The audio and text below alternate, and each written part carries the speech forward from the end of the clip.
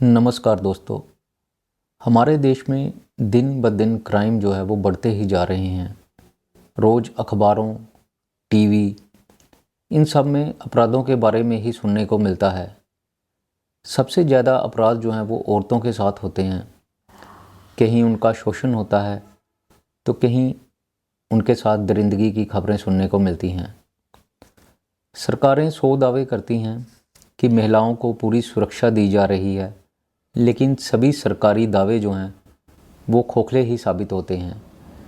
रोज़ महिलाओं के साथ दरिंदगी और मारपीट की खबरें जो हैं वो सुनने को आती रहती हैं।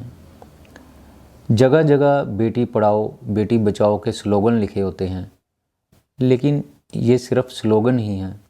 जो ज़मीनी हकीकत है वो इससे बिल्कुल ही उलट है। कोई भी सरकार महिलाओं को पूर्ण रूप से सुरक्षा देने में असमर्थ रही है। रेप की घटनाएं जो हैं वो तकरीबन रोज़ ही कहीं ना कहीं सुनने को आती रहती हैं। लेकिन आज मैं जो आपको कहानी सुनाने जा रहा हूँ ये बहुत ही विभत्स और दिल को दहला देने वाली कहानी है। घटना मध्य प्रदेश की है। मध्य प्रदेश में एक ज़िला पड़ता है मुरैना। मुरैना ज़िले के अम्बाह क्षेत्र में चांदपुर गांव है। यहाँ पर एक आदमी पर रेप का केस दर्ज होता है। वो आदमी जेल चला जाता है। जेल में उसकी पत्नी जो है वो उसको मिलने के लिए जाती है, तो वो अपनी पत्नी को कहता है कि वो बेकसूर है, उसने ऐसा कोई भी काम नहीं किया, उसको सिर्फ झूठे रेप के केस में फंसाया गया है। वो आदमी अपनी बीवी को कहता है कि वो तभी जेल से छूट सकता है जब वो औरत जिसने कि उसके ऊपर झूठा रेप का केस दर्ज करवाया है वो अपना केस जो है वो वापस ले ले।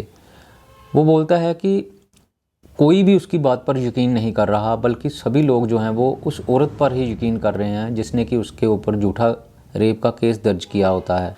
वो आदमी अपनी बीवी को बोलता है कि उसका जेल से आने का अब सिर्फ एक ही रास्ता बचा है कि अगर वो औरत जो है वो अपना केस वापस ले लेती है और राजीनामा कर लेती है, उनके साथ समझौता कर लेती है, तो ये केस जो है वो रफ़ा दफ़ा हो जाएगा और उसको जेल से जो है वो छुटकारा मिल सकता है।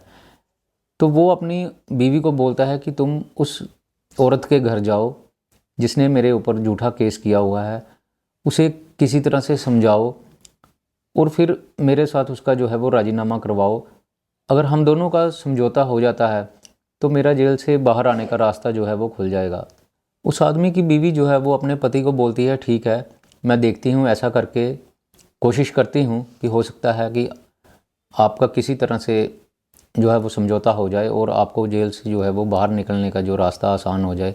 तो वो अपने घर चली जाती है, लेकिन वो उस औरत के घर जाती नहीं। वो हिचकिचा रही थी। वो सोच रही थी कि अगर उसके घर में जाऊंगी तो पता नहीं उनका क्या रिएक्शन होगा, इसलिए वो जाती नहीं है।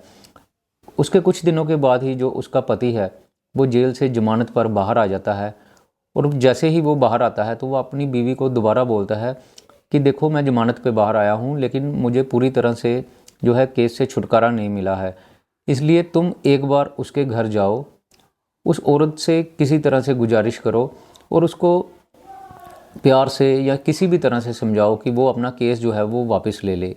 तो औरत उस आदमी की जो बीवी है वो अपने पति के कहने पर उस औरत के घर चली जाती है। तो वह उस महिला को बोलती है कि तुमने जो मेरे पति के ऊपर जो रेप का केस किया हुआ है उसको वापस ले लो, मेरा पति जो है वो बेकसूर है, और हाँ, अगर उससे कोई गलती हो भी गई है, उसने सच में तुम्हारे साथ कुछ ऐसा किया है जैसा तुम बोल रही हो, तो उसकी तरफ से मैं माफ़ी मांगती हूँ। तुम कृपा करके जो प्लीज़ तुम अपना जो है वो केस जो है वो वापस ले लो। आरोपी की बीवी को अपने घर में देखकर वो महिला जो है वो भड़क जाती है। उसका उस महिला के साथ जो वाद विवाद हो जाता है, एक दूसरे से वो लड़ने झगड़ने लग पड़ते हैं। तभी घर में कुछ पुरुष लोग भी मौजूद थे। वो 3 लोग घर में मौजूद थे। वो बाहर आते हैं और उस महिला को पकड़ लेते हैं। उनमें से एक जो है वो उस महिला को धक्का देकर ज़मीन पे गिरा देता है और फिर बारी बारी से तीनों लोग जो हैं वो उसके साथ बलात्कार करते हैं। महिला जो है वो रोती गिड़गिड़ाती है और उनसे बोलती है कि आप मेरे पति के किए की सज़ा मुझे मत दो, मैं तो यहाँ पर सिर्फ समझौता करने के लिए आई थी। जो गलती मेरे पति ने की है आप मेरे साथ वो मत दोहराओ, लेकिन वो लोग जो हैं वो उसकी एक बात नहीं सुनते और बोलते हैं कि तुम्हारे पति ने जैसा हमारे घर की औरत के साथ किया है, आज हम वैसा ही तुम्हारे साथ भी करेंगे। तुम्हारे लिए ये सबक होगा और तुम्हारे पति के लिए भी ये सबक होगा। वो लोग महिला की एक भी नहीं सुनते और बारी बारी से उसके साथ दुष्कर्म करते हैं। महिला जो है वो चीखती चिल्लाती है, लेकिन उनके ऊपर उसका कोई असर नहीं होता।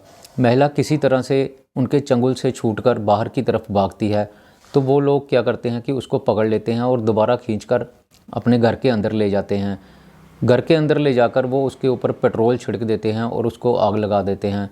महिला रोती चिल्लाती हुई बाहर की तरफ भागती है। उसकी चीखें सुनकर जो आस-पास के लोग हैं वो इकट्ठे हो जाते हैं और उसकी आग जो है उसके कपड़ों पे लगी हुई थी, उसके ऊपर कंबल वगैरह डाल के उसको बुझाने की कोशिश करते हैं। आग तो वो बुझा देते हैं, लेकिन तब तक वो महिला जो है वो 80% तक जल चुकी थी। ये खबर जैसे ही उस महिला के पति को पहुंचती है, तो जो उस महिला का पति है वो भी वहां पर पहुंचता है और जल्दी से अपनी बीवी को एम्बुलेंस में डालकर हॉस्पिटल की तरफ लेकर जाने लगता है। रास्ते में जो महिला है वो अपने पति को बोलती है कि मेरी कंडीशन जो है वो बहुत ख़राब हो चुकी है, अब मेरा बचना बहुत मुश्किल है, लेकिन मैं मरने से पहले अपनी स्टेटमेंट, अपना बयान देना चाहती हूँ ताकि उन दोषियों को सज़ा मिल सके। तो वो आदमी जो है वो सोच में पड़ जाता है, क्योंकि उस समय जो पुलिस स्टेशन है वो उनसे काफ़ी दूर पड़ता था और ऐसी कंडीशन में जो उस घायल महिला को पुलिस स्टेशन में लेकर जाना मुमकिन नहीं था। तो वो बोलता है कि तुम जो भी कहना चाहती हो तुम बोलो, मैं उसकी एक वीडियो रिकॉर्डिंग कर लूँगा और जो भी तुम्हारी स्टेटमेंट होगी वो मैं पुलिस स्टेशन में ले जाऊँगा। और इस तरह से वो महिला जो है वो बोलना शुरू करती है और उसका पति जो है वो उसकी सारी जो बयान है उसको मोबाइल के वीडियो में रिकॉर्ड कर लेता है। तो औरत बताती है कि गौतम, मदन और राकेश, इन 3 लोगों ने उसके साथ बलात्कार किया और उसके बाद उस महिला की चाची और बाबा ने उसके ऊपर पेट्रोल डालकर उसको आग लगा दी। महिला की हालत बहुत गंभीर बनी हुई है और उसको ग्वालियर के हॉस्पिटल में रेफ़र कर दिया गया है। पुलिस का इस मामले में कहना है कि दोनों परिवार जो हैं वो आपस में दूर के रिश्तेदार लगते हैं। इनका पहले से ही आपस में कोई विवाद चल रहा था और उसके बाद में ये घटना होती है। अब हम इस घटना की पूरी छानबीन करेंगे और इसकी सारी जो है वो सच्चाई तक पहुंचने की कोशिश करेंगे। पुलिस वाले बताते हैं कि घटना वाली जगह पर जब वो पुलिस वाले गए थे तो उनको वहाँ पर कोई भी ऐसा साक्ष्य या कोई सबूत नहीं मिलता जिससे कि उनको पता चल सके कि वहाँ पर कोई इनके ऊपर पेट्रोल डालकर आग लगाई गई हो। हाँ, वहाँ पर पुलिस वालों को एक लाइटर मिलता है। तो पुलिस वाले बोलते हैं कि हमें ऐसा लगता है कि जैसे पेट्रोल जो है वो इसके ऊपर कहीं और से डाला गया था और फिर उसको यहाँ पर बाहर लाकर आग लगा दी गई। उस महिला की जो हालत है वो बहुत ही गंभीर बनी हुई है, उसके बचने के चांसेस भी बहुत कम हैं। हाँ, जो पुलिस है वो इस मामले में पूरी छानबीन कर रही है। पूरी छानबीन करने के बाद ही जो सच्चाई है वो सबके सामने आ पाएगी। तो दोस्तों, मैं यहाँ पर यही कहना चाहूँगा कि आज का इंसान जो है वो इतना बेरहम हो चुका है कि वो कुछ भी करने से पहले सोचता नहीं है। इसमें अगर माना जाए कि उस आदमी ने उसके साथ, उस महिला के साथ जो है, पीड़ित महिला के साथ रेप किया था, तो गलती उस आदमी की थी, ना कि उसकी बीवी की। लेकिन जो बीवी है वो अपने पति के कहने पर उनके घर में समझौता करने के लिए जाती है, राजीनामा करने के लिए जाती है, तो वो लोग जो हैं वो उसको रेप करके उसके ऊपर पेट्रोल छिड़क कर आग लगा देते हैं। ये कहीं का इंसाफ नहीं है, ये कहाँ का इंसाफ है। अगर आपको लगता है कि आपके साथ कुछ गलत हुआ था तो आप जो है वो पुलिस में जाते, कोर्ट में जाते।